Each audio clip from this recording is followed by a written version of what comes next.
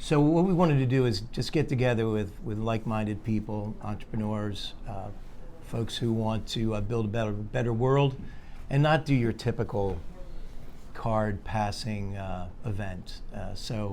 The idea was just to invite a leader, a thinker, a thought leader, and take 20 minutes, share a story, thoughts, observations, and then open it up.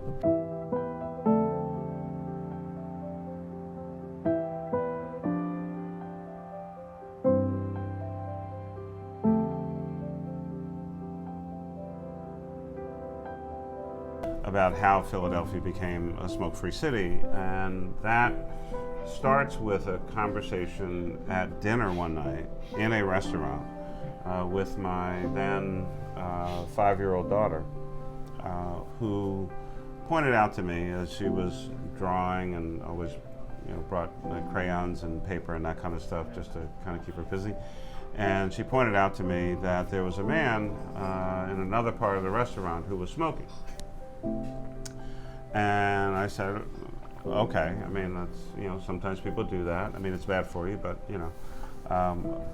he's an adult. And so she went back to drawing. And then a couple minutes later, she said, well, doesn't he know he's going to die from that?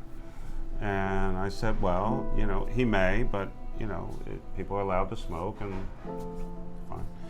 And she went back to drawing. And then a couple minutes later, she looked up and she said, well, you're in city council. What are you going to do about that? He's 5 years old. That then sent me on a journey. It's the power of daughters over their fathers. That then sent me on a 6-year journey to try to make Philadelphia a smoke-free city. And so that started in 2000. Capitol Grill opens. I went to the Capitol Grill a lot. And ultimately met Ed. He said until I'd been there like 100 times, he could not actually have a conversation with me. He wanted to make sure I was like a serious customer. That's so not true. But we started talking, and in addition to my daughter's inspiration, Ed was the first restaurateur who kind of got it. And that was tremendously inspiring to me. And it was not some little place. I mean, it was the Capitol Grill at Broad and Chestnut. But more importantly, I learned a great deal from him and about the restaurant industry and about workers and about customers and the impact that something like this can have. And, sometimes when you get on our high horses and we think we have the greatest ideas since sliced bread and this is really good and who should be opposed. And there were reasons that people might be opposed, and there were potential consequences. And the industry groups and the liquor organizations and the tobacco companies and other folks. But it was really the continued views and support and information that I got from Ed. That helped to shape and craft many, many amendments and components and all the elements. And finally, in 2006, after 6 years of talking to people about this and trying to shape and craft something that would be acceptable to Philadelphia, in my last, what I didn't know then, but ended up being my last session in City Council, in June of 2006, City Council voted for the legislation, passed 9-8, which is the bare margin. And I think I could say today that most Philadelphians could not imagine going back.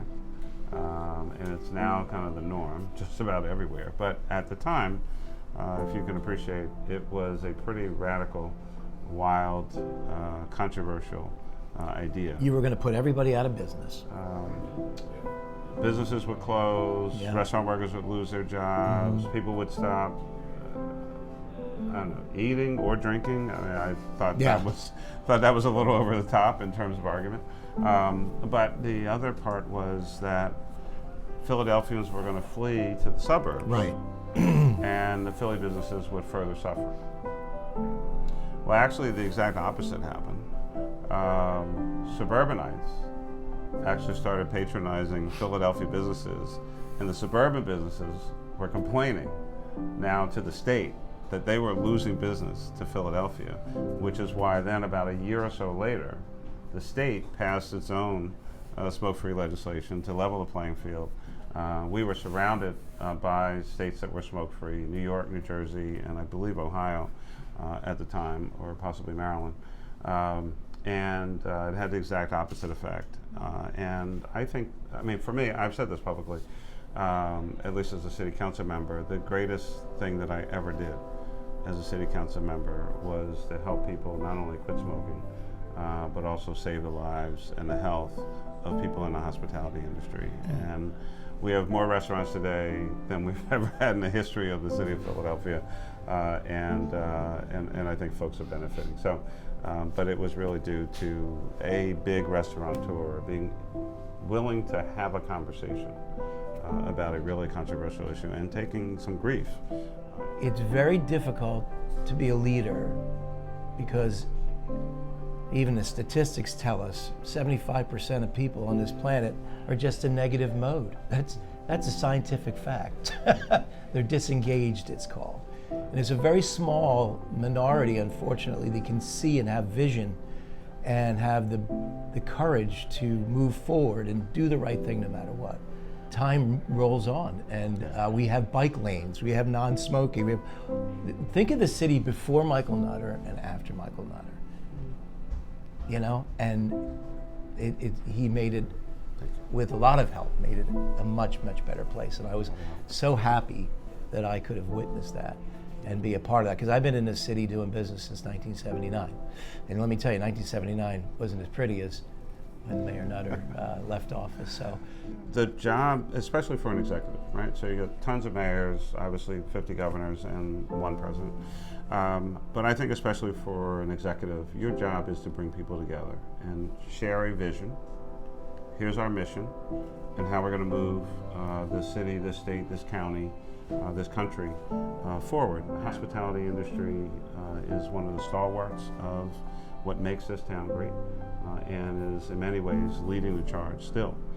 And certainly credit to the folks here at Elwood and many, many other places. This neighborhood has taken off, not just because of the big place across the street, but Fillmore and a number of other venues. And this kind of activity, that spirit of entrepreneurism, that we can do something different than virtually anywhere else, is what really makes Philadelphia the great city that it is. Thanks a lot.